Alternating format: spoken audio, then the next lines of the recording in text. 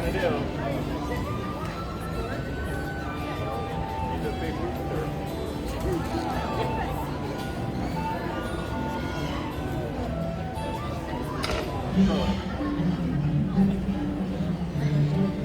Yeah, they can't.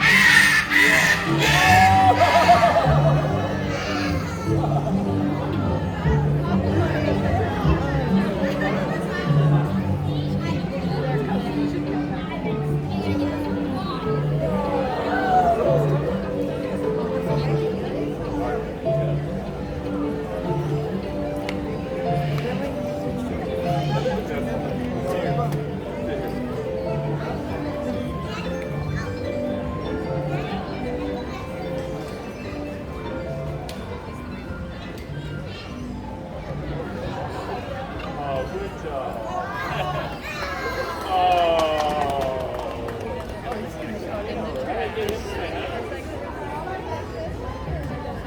Wow! Well, good afternoon, everybody. Hello. Hi everyone! Welcome to Feather Friends in Flight. My name is Scott, My name's Lucy. and we are joined by some great birds out here. Those are green macaws up there. You've seen a ton of birds, and the birds have been the story of this theater ever since the park's been open. Yeah, and this is our favorite part of every day. We're gonna just come out here and share amazing birds with all of you. Like this bird right here, Houston brown hornbill.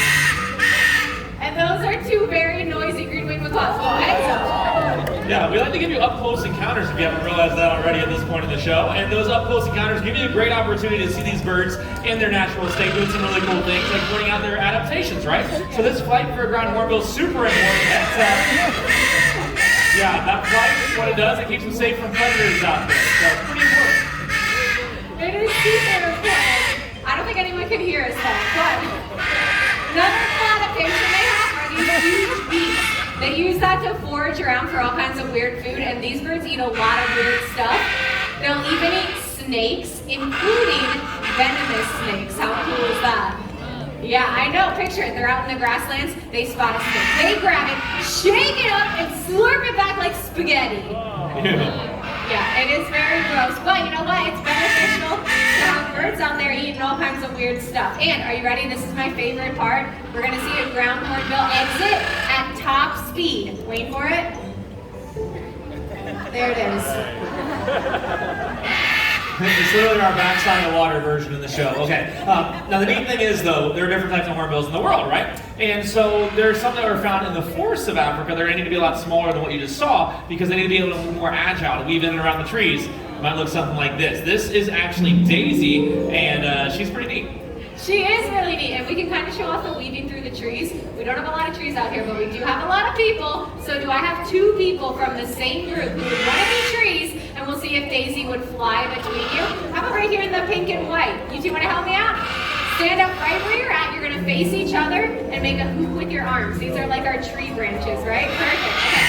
And then you're going to start with Daisy up here, and Adam's going to help us out in the back. Cool. Okay, this is great. All right, so we're gonna see if Daisy can fly all the way amongst all the trees. See what happens when she gets that smaller hoop there in the middle. All right, Daisy, we are all set. Thanks for stopping by. All right. Here we go. All right. Nice job, you two. You wanna try it one more time? Yeah, I think some people were watching them in class. Let's do it again. Okay, let's try it once more, Daisy. Here we go. So Round of good. applause for our trees. They did great. Great. That was fun. That was fun. And we didn't even mention the other really cool thing they do. They can fly like that so they can catch flying insects out of the air. Okay, do y'all want to see Daisy catch a flying insect out of the air? Yeah. I do too, but we don't have flying insects. I know we don't have any flying insects, but look what I brought to work today. I think it'll show this off. No insects required. What is that? Does anyone know what this is? I heard no, I appreciate the honesty. It is a stop rocket, a rocket launcher, but I have modified it, so today it's gonna be a grape launcher. We're gonna shoot a grape into the air. Does someone wanna help me test it out? Anyone wanna help me try it? How about right here in the purple tie-dye? You wanna help me out? Come on down to the front. Let's give them a hand for volunteering. Hello, what's your name? Felix, nice to meet you, Felix. So, trumpeter hornbills don't just eat insects, they eat fruit too. So I am going to put a grape into our launcher, and then the whole audience is going to count you down from 3, okay? When we get to 1, it is your job to stomp on that launch pad as hard as you can, shoot the grape up as high as possible. Okay, I think we're ready to go. Help me count them down. In 3, 2, 1. Whoa! Yes! That one Emperor Rocket here. Felix, you nailed it. That was great. You can head back to your family. That was awesome. That thing actually works. It worked way better than I thought it would. I was a little bit nervous for the front row. That played out really well. All right, well, Dave's is out of here. That was pretty fun. Now, the neat thing is, not all birds use like physical adaptations to help them survive in the wild. Some might use things as simple as their intelligence level, right? So I was thinking there's all different types of intelligence levels out there in the bird world. And some of the smartest are the corvids, like the raven you saw recycling, and of course this type of crow right here. This is Texas. Yeah, and we can actually show off how smart Texas is as well, but I'm gonna need another volunteer. This time I need an adult who has a $1 bill. Does anybody have any money left? How about in the navy blue t-shirt right here? You have some money on you? Perfect. So stand up right where you're at. You're gonna grab that $1 out and hold it straight out in your arm. So straight out like that, perfect. And then Texas, check it out, buddy. Okay, do you remember, what do you do when you spot money out in the park? You see him out there? He's scanning the ground for possible treats. Yeah, find that, eat that, whatever that was, and that one too. Okay, and then now, do you see that money out there? Yeah, he spots it. Head it out, grabs the money, and then where does it go?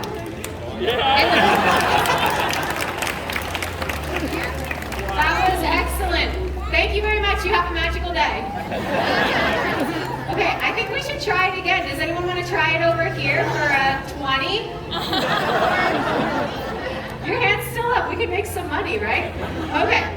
No, I'm kidding. We're going to give you your money back. Where did you go? So, if you went it perfect, stand right back up this time, palm flat. When he puts the money in your hand, go ahead and wrap your fingers around it so it doesn't blow away. Okay, all right, Texas. We have some money for you to return. Do you remember who you got that money from? He sure does. He is headed out, and close your fingers around it. Have a hand for our volunteer. Nicely done. Good job. You know what? That's something you don't see every day. Yeah. Yeah, money back at the theme park. All right, Texas, you did a great job, buddy. A lot more treats waiting in the back if you'd like it, right through that doorway. There you go. Okay, so we talked about agility and we talked about intelligence, but there are some birds that thrive just by being out in the nighttime sky because of the really cool adaptations they have. So I think we show this off with an owl. You want to see an owl fly? Yeah. Okay, I think we can get one of our owls to maybe fly out here. I mean, I don't know, it's kind of up to him, but we'll see. And if you have your cameras, get them out and put them on slow motion, right? Good point. You're going to get some great photos of this bird in flight. Now, there are some things that we should probably tell them about owls, right? Let's talk about some fun facts, right? So, fact number 1 with owls is... Yeah, fact number 1, that's not an owl. He's still coming though. Owls coming out? Yep. Okay, yeah, owls and chickens are not friends. Do y'all know the circle of life? Yeah. It's not a part of the show. Okay, I'm gonna walk Noelle home and you start with the owl and I'll come right back up. Okay, Noelle, come on, we gotta go. Yeah, there's so much to look forward to. Okay.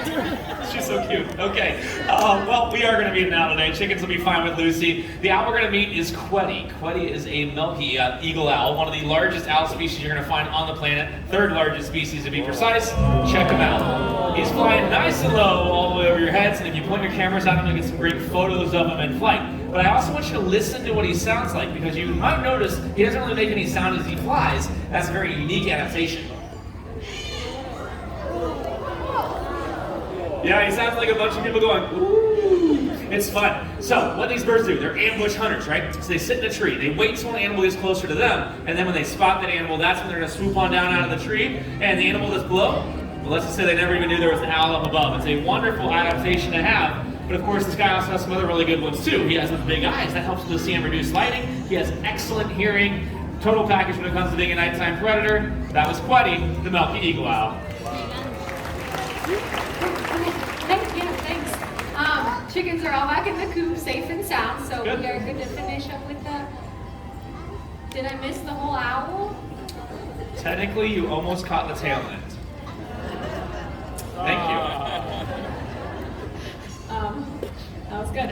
Okay, did you tell them all the cool stuff you know about owls? Well, I didn't get a chance to mention my favorite fact, so let me Okay. at least do that one. These birds are really beneficial because they eat Yeah. rodents. One owl can eat close to 1,000 mice in a single year. Which is so good for us because, you know what, we had a really bad rat problem not too long ago. We weren't supposed to talk about the rats.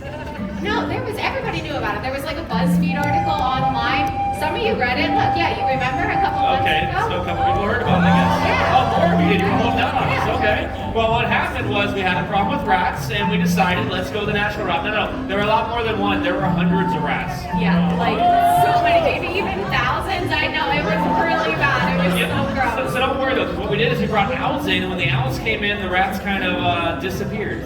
Yeah, that's the polite way to put it, right? But stop right. It's okay. No need to worry. It is safe to say the rat problem is behind us now.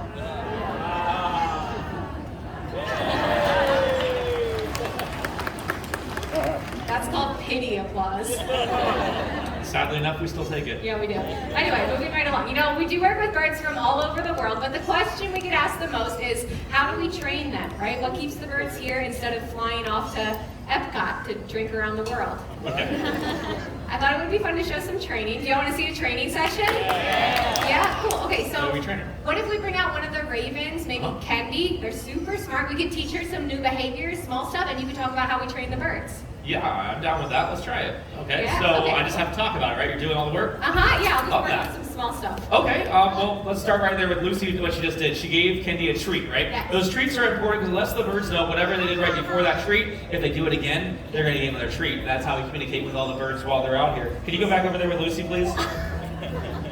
Wait, you just gave her a treat for untying my shoe.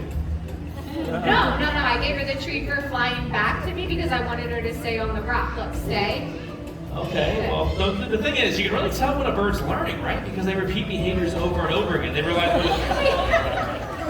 Lucy, what are you doing?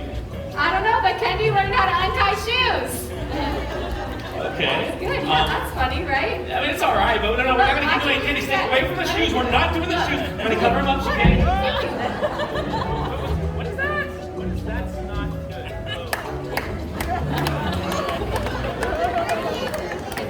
That's a microphone for.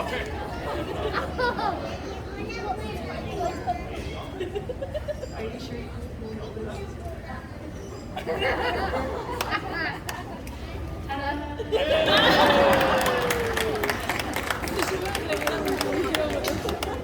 What do we, I mean, can we fix it? Gail is our sound tech. No. Grab the backup, right? Backup Be one? like 2 minutes, I'll be right back. Well, no, have someone else bring it out for you because I need you to Scott.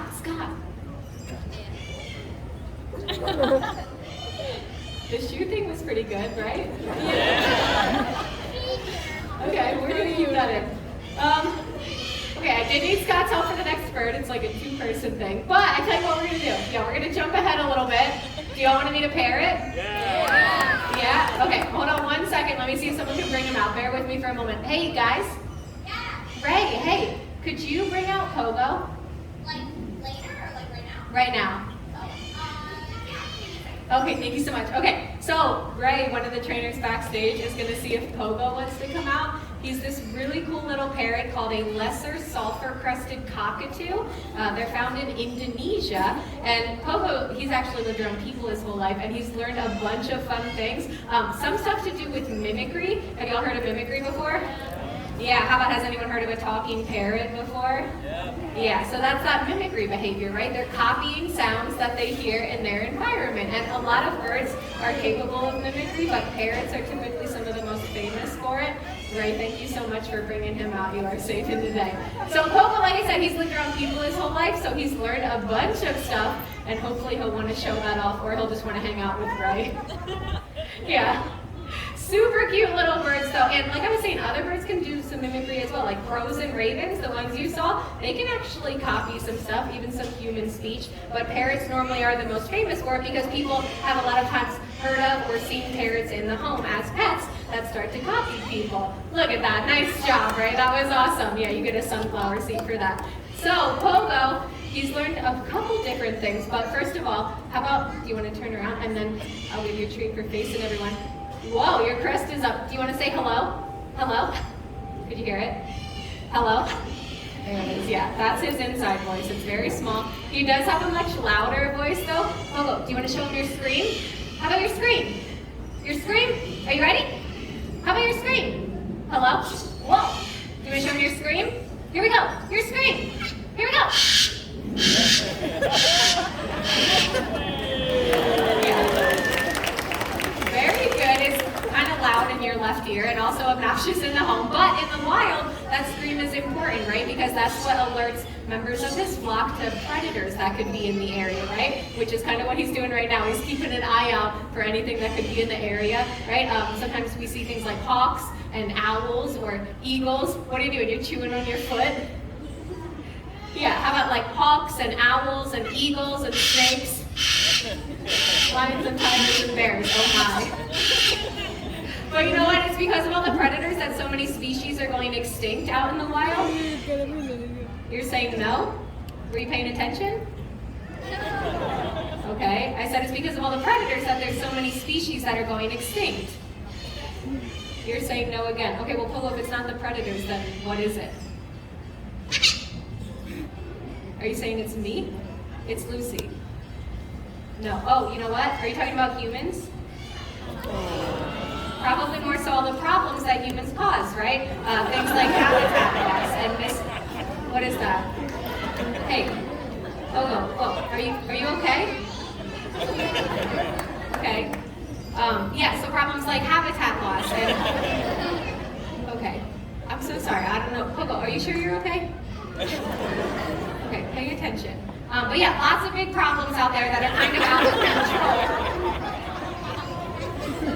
Like a certain cockatoo. I'm so sorry. Okay, Pogo, look. Look. Look. Will you listen to me?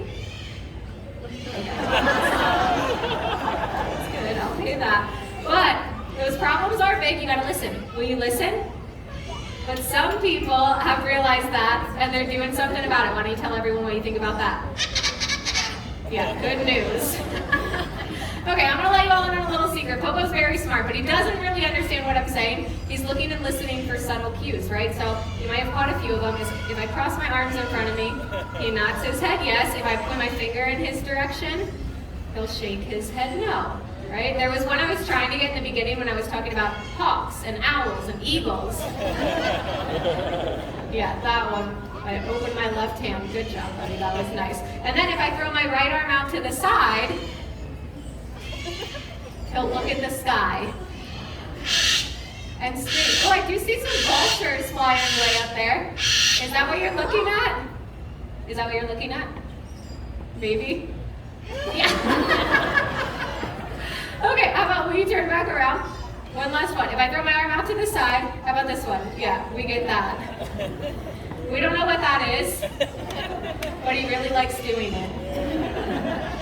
We can end with some of my favorite cues. How about this one? Look. Look. Listen. Say goodbye. And that's Pogo, the lessons off the Rusty Cockatoo. Oh my goodness, thank you so much, Ray, for bringing him out. Pogo's been doing shows for a very long time, and we love bringing him out here and sharing him with all of you because we want people to appreciate how cool parents can be. But also, Pogo's kind of an oddball. He's not normal, so I don't want him to inspire anyone to rush out. Check. Hey, the back works. I'm so happy you came back out. You hear Pogo screaming? Yeah, he was screaming a lot. Which brings me to my next point. I don't want him to inspire anyone to rush out to a pet store to try and find a parrot like that. Most parrots, they're never going to mimic human speech, and they can be extremely challenging pets. The scream is just one reason. That's for sure. So they can bite really hard, and they can also live an extremely long time. Did you tell them how old Pogo is? No, little birds like that can live for decades. Pogo is 52 years old. Yeah. No signs of slowing down. Every morning he wakes up and screams. Yes. Also, the whole show's out of order, so. I know, it's okay. We have a totally new plan. So I figured, well, Pogo's kind of on the smaller side, size-wise, right? We have some bigger birds here, so why don't we just show him a big bird? Oh, okay. Everyone, that's Morris. He's a pterodactyl. Okay, he's not a pterodactyl, but he is a pretty big bird. That's one of the largest flying birds in the world, called a marabou stork, and he has close to an 11-foot wingspan. Check that out. Yeah. They're also really important out in the wild because they're scavengers. They eat dead stuff, right? Heads up, here he comes. Whoa, heads up over there. That's a close look for you guys just joining us. But okay, scavengers, they eat dead stuff, right? So out in the wild, when animals die, something has to clean up the mess, and marabou storks are part of that crew. And when they do that, they're also stopping the spread of disease and keeping wild places clean. Yeah, so they're kind of like nature's recyclers, right? And if we all recycle in our own way, the world will be a lot cleaner of a place. Boris, the marabou stork. That was a great plan. Thanks. What do you think? I thought it was good, yeah. All right, well, you know, those birds really are kind of cool to kind of bring out here. A, because they're big, but also B, because it shows that birds can be beneficial to other animals. So look at that guy up there, though. That is a crowned crane way up there. His name is Fraser. That makes him Fraser Crane. Yeah, I know it wasn't good. The dad really liked that joke. There we go, demographic right there. He's never flown down to me. Do you want to call him to you? No, I thought you've been working with him, right? Yeah, backstage, but he's never actually flown down to me. Okay, why don't we try it? This has been a weird show. Okay, but I think it could work. Do you have treats on you? I have some treats on me. Okay, the audience has been great. Do y'all want to see Scott feed the crane?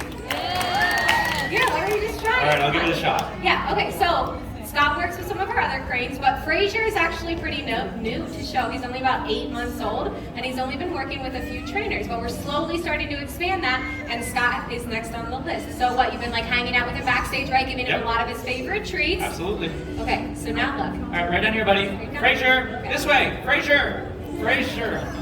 That way looks good too. Do you want to try it again? Sure, I'll give it a shot. Okay, let's try it again, and this time I have something for you that might help you make a connection. Okay. It was going to be a surprise, but I'll give it to you now. It's over there behind the rock. See, crown cranes get their name from the crest of golden feathers on their head. So Scott, I got you a crest of golden feathers. What is this? It's a hat. You What? gotta- I can see it's a hat. They don't want to see me wear a hat. Yeah. They want to see me wear a hat. Everyone, Guy Fieri. Nice. Okay, no, I do think this is going to help because now when he looks up, he'll definitely see the crown, right? That'll get his attention, and then you can calm down, and then you have all the treats, okay? All right, it's worth the shot. Okay. What do you say, buddy?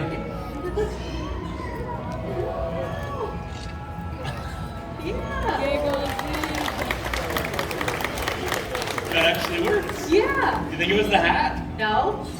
The hat was for all of us. Right, so it's these treats then. Yeah, come on, the treats, the time you spent with him backstage, that's all the stuff that really pays off. That was so cool. Fraser Crane, everyone. 2003, Justin Timberlake, everyone. It's a look. It's a vibe, yeah. Yeah. Okay, the hat might have been a little bit silly, but I do think it's important to talk about how we build relationships with the birds because that's how we're able to bring them out and share them with all of you and hopefully inspire everyone to take it a step further, right? Think about the bigger picture and the relationship that we can all create with the world around us and the impact we can have on wildlife every single day. Well, there are a lot of great examples of how we've done just that, but my favorite one is the story of the national bird of the United States of America, the bald eagle. Everyone, this is Hope. Now, Hope here was actually rescued from the wild because she had a wing injury, and because of that wing injury, she couldn't go back. But she does act as an ambassador for her species to share a very important story, because not long ago, bald eagles just like her were placed on the endangered species list. And their numbers were dropping so low, so fast, it was feared people would never see these beautiful birds in the wild ever again. And then something pretty amazing started to happen. People took notice, and they took action.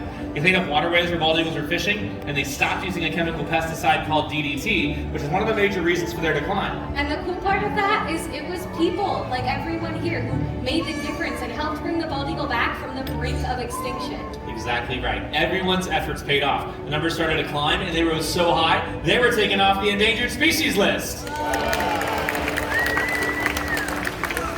It's a pretty awesome conservation success story, but it also goes to show we can all do little things around the planet to help save wildlife. Absolutely. The bald eagle story is one to always remember because there are still many animals in wild places who really need our help, including these little birds. This is Flint, and he's a blue-throated macaw. Okay, this is a special treat because blue-throated macaws are some of the rarest species of macaws you can find in the wild today. They're only found in a small part of Bolivia, and unfortunately, there are less than 300 of them left out there. Which is a very low number, but it's not all bad news. If you teamed up with an organization called the World Parrot Trust, and they're breeding blue-throated macaws whose offspring will be released into Bolivia to join up with the populations there, so that one day we might get to see skies filled with blue-throated macaws. That would be an awesome sight to see, right? The thing is, there are so many birds out there with their own incredible stories, like this harpy eagle. That is one of the largest, strongest predatory birds on the entire planet. And look at this handsome guy back here. This is a Toko toucan. His name's Bruno, but we don't talk about that. There's a lot of cool animals out there. Go out in nature and explore, because you never know when you might find your new favorite. Very well said, Lucy. On behalf of all of us here, including our feathered friends, we're going to leave you with one final wish. May your hearts take flight and your spirits soar forever. Namaste.